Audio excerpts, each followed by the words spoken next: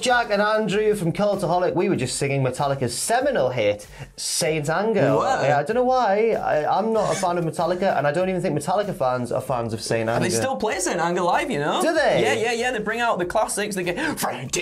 Does he just detune his snare all the way to get that horrible sound on that album? He just brings out the bin lid and then starts whacking that. I've seen the memes, but I've not listened to the album. We have some news headlines for you, not to do with Metallica, but blooming pro wrestling. Sorry, I went Yorkshire, I panicked. That's pretty good. Thank you. First of all, the USA Network are said to be disappointed with the reported changes to NXT. Also, there were multiple NXT stars backstage on last night's Raw. And finally, we take a look at a possible gimmick change for a top Raw superstar.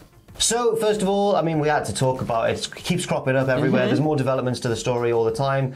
I mean, it all kind of started off with the news that Adam Cole's contract situation was a bit confusing. He might be leaving. But that spiraled quickly into what could possibly be the destruction of NXT as we know it. I know, but they're going to want Vince is in charge. You know, Triple H is going to just go, he's going to go, because he likes to do that. Yeah, he does. Andrew Zarian of the Mat Men podcast is saying that he said this, hearing a lot of chatter from USA Network higher ranked reps regarding the releases from NXT. One is quoted as saying, personally, I'm disappointed with how this is going. The perception from many is that these upcoming changes will be negative. Ooh. That's interesting. That's really interesting because, you know, you'd think that the TV networks would have a more like neutral view of NXT. I get that's a good point. Apart from the one that NXT's on, but I feel like even they would want what Vince wants essentially because they're not hardcore wrestling fans. They're going to want big names, big stars, big eye-catching wrestlers rather than like really excellent indie boys and girls. You know what I mean? You would think that, but I guess with the recent things that have been happening with the releases and stuff, and we've heard that the networks have been getting a bit like wary of these things happening too. Maybe now with other things changing and perhaps not for the best either, the networks are kind of like, oh, is this for the best? I'm a bit worried. I don't know if this is what's going to happen. I don't know if this is how the business side happens, but I'm a little bit worried that these networks might think about pulling out at some point. Whoa. What do you reckon? They are paying a lot of money. I mean, yeah. Maybe that's because apparently now we're in an era where the TV contracts are bigger than they've ever been before, which is weird because it's not the boom. But yeah, maybe. Maybe you're right. I don't know if they would. No. If they would, it would certainly throw another wrench into the landscape of the pro wrestling industry. But we'll have to wait and see. Also, as I mentioned, multiple NXT stars were backstage at Raw last night. PW Insider has confirmed the following, although there are others. Lee, Elias, Odyssey Jones, who's currently in the tournament, breakout tournament, breakout tournament, just the breakout tournament. Yeah. Austin Theory, Riddick Moss, he's still alive. He's alive. And Dakota Kai as well, who of course is in line for. Well, we'll get onto that a little bit later on. We will. Now, Dakota Kai, Elias, and Austin Theory all had dark matches on this past Friday's SmackDown. Riddick Moss, who of course used to be the 24/7 champion and was a pretty entertaining one in my opinion. He was. Hasn't been seen, of course, on TV for some time. That's why me and Andrew reacted in that way. Yep. And Lee and Odyssey Jones were backstage on Raw for the first time. So these, I mean, obviously none of them really appeared, but this might be kind of a little bit of a clue as to who maybe WWE have their eyes on to save from the sinking ship that is NXT. Also, like I guess from what we heard before, people going up in house shows and stuff, they wanted some new fresher faces going up and into the main roster. Also though, I wonder if this is them picking out the people to go to the main roster so they can start kind of like clearing out and bringing in these bigger, younger talents and stuff that they've reportedly been wanting for NXT. That's what I'd guess as well. And I think Dakota Kai is a particularly interesting one because it shows this continued attitude where, you know, we've seen it with Karrion Kross. It doesn't really matter what's going on in NXT to the main roster. They'll have these people whenever. Yes. And on one hand, yes, that's right because it's developmental. But on the other hand, it's grown to something way more than developmental now. It has. It's so strange though to see people like Dakota Kai and stuff there when, I guess we'll get onto it later. Let me not jump the gun, Jack, because we've got things. Go on, you go. But that's what I was going to say, because she's about to do a big thing. Challenge for the NXT Women's Championship at TakeOver, I think they just call it 36. They are, TakeOver 36. I'm going to call it NXT TakeOver Sunday because I can't get my head around it right. You're mental. SummerSlam weekend, SummerSlam on the Saturday. It's backwards. NXT on the NXT on this Sunday. It's backwards, Jack. I don't know what's going on. I'm scared, man. I'm scared. But no, it's looking good though. It's looking interesting. What are you doing? Just checking the date was right for SummerSlam. But that was really expert stalling. No one even knew anything was wrong. Really good. Raquel Gonzalez will of course defend the NXT Women's Championship against Dakota Kai, which is why I'm guessing you were saying it's interesting she was at Raw. Yeah, definitely, because she's in the storyline, a big storyline for the NXT Women's Championship. Absolutely absurd behaviour from you, Vince.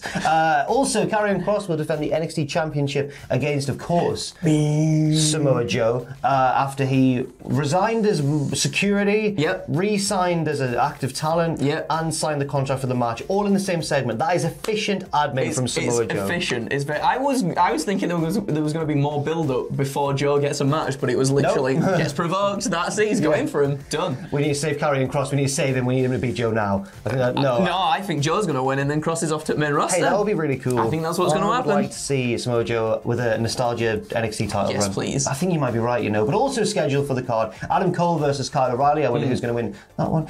No, I don't know. It depends what happens, really. It does. The result of that match could be quite telling either way. It's got, is there 1-on-1 between them both? There is now, isn't there? This is the rubber match. Ooh. Do you reckon that Kyle will win and then we'll see what Adam gets up to afterwards? Maybe. Depending on what the contract goes like. And LA Knight versus Cameron Grimes. This has to be Cameron's time. It's about Come time. on, he's bless breaking him. free like Zac Efron in High School Musical, soaring, flying.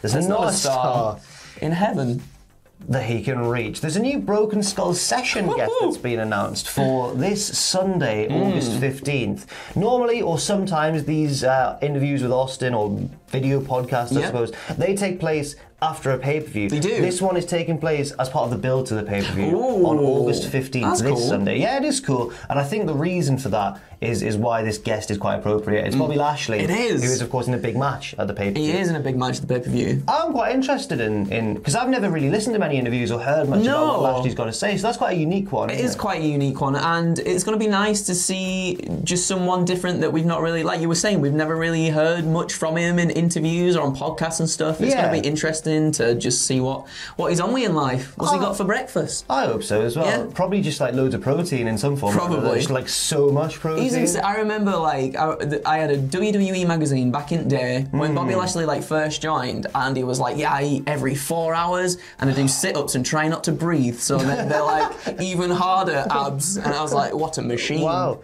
I remember buying a WWE magazine once from just the corner shop, and it had like a saucy picture of Lita on the front, and I was so embarrassed handing it over to the woman. I was like, wrestling myself.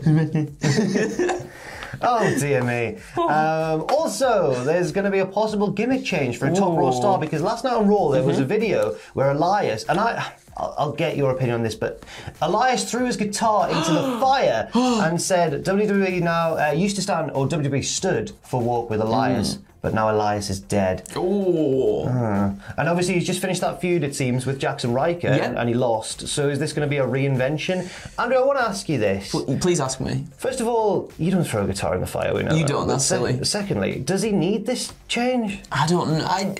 Everybody, now that we're back in an arena, and he can go out there, strum his guitar. Domain. That's his thing. Zone. Everybody gets pumped for that. Don't let him into his zone. So this is, unless he does like an artist formerly known as Elias, comes out with like an electric guitar. Oh, like Bob Dylan, everyone goes, what are you doing? Yeah. You've changed the game. Yes. Right, okay. I don't know, but perhaps this is a more aggressive side of Elias that we'll see. I think he's a good wrestler, but maybe this is what he needs. What? It comes out with an electric guitar, Rick Boogs is fuming. Like, what? We can have like axe wars between Rick Boogs and they're definitely going to do that. Elias. They're definitely going to do that like at Survivor Series or the Rumble or something, aren't they? That'd be amazing. Where, They could just get like a Guitar Hero thing in the middle of the ring and then just have them play Guitar Hero, see who wins on Fire and Flames on Expert. This is gonna spat on myself. This is gonna happen. And it is. Yes. I don't know if he needs it. If this is his own idea, fair enough. And if, as Andrew said, this is part of maybe just another slant on the Elias character. Yeah. All I'm scared about is him coming back as just a guitarless Elias, just a tough guy, boy. Yeah. or a sneaky heel, but just not not with the crowd without the character. Yeah, absolutely. Anyway, thank you very much for watching this news video. We've done one earlier today as well. If you missed it, check that out. There were some big headlines in that one as well. And I don't know how to round this one off because we did all the plugs last. I'll do the plugs again. Do a plug again. Me and Owen will be streaming on Twitch on Wednesday at 6 p.m. UK time. It's time for Cultaholic FC to further their journey into League 2. We've got off to a really shockingly good start. You said you had Desert Island Graps. Yeah, we got Desert Island Graps with Tom coming out tomorrow, podcast and video form as well, so look out for that on the channel. Sounds very good. Thank you very much for watching. Leave your thoughts and opinions on any of these stories in the comment section down below, and we'll see you very soon.